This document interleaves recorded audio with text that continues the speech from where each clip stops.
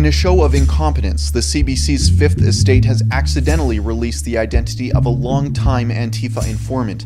This is someone who works with, employs, and shares information with members and supporters of the violent Antifa movement. The CBC was intending to cooperate with Phillips to conceal his identity. However, when facial images were matched up, none other than Kurt Phillips, a Catholic school teacher in Drumheller, Alberta, was exposed as the mastermind behind ARC Collective. ARC is a blog that was curated by Phillips for over a decade until he recently resigned after his mask was removed.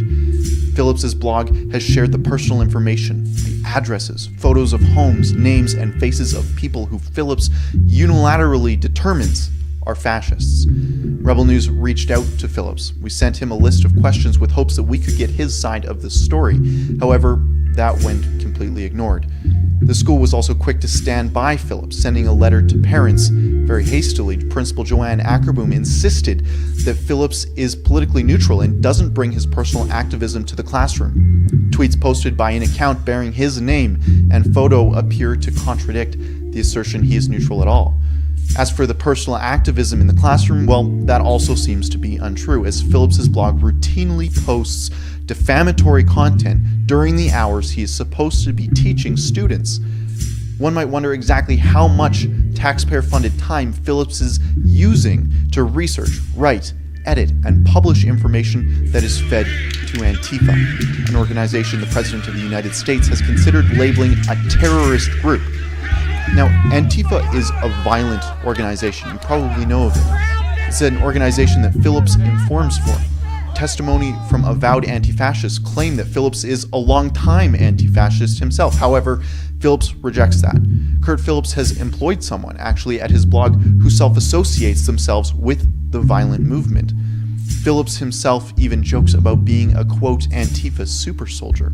His blog links directly to sources calling violence morally neutral. Phillips also calls punches to the face a, quote, Antifa kiss.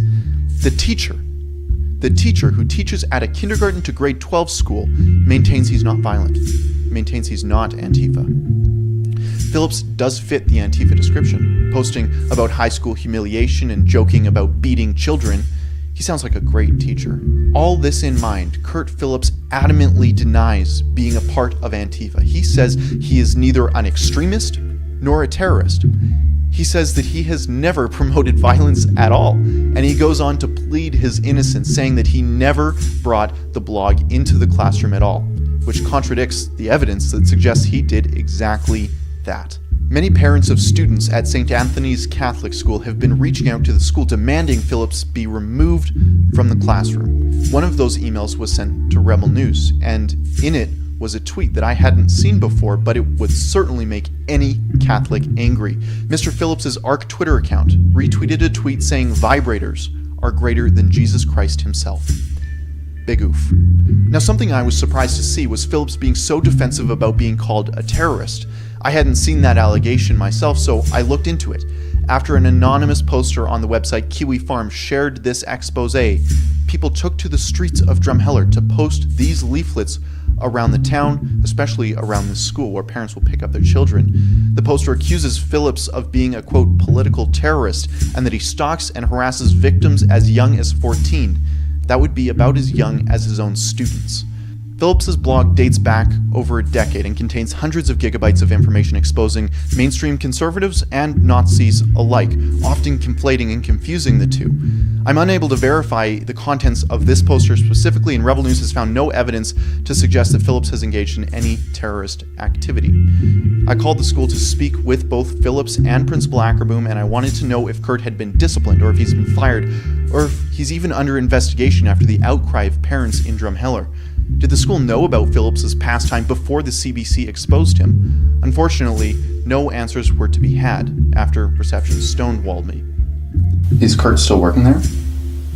Oh, I'm not answering any questions, sorry. Is the principal available? I'd love to speak with Miss Ackerboom. Yeah, there's no one to speak with you.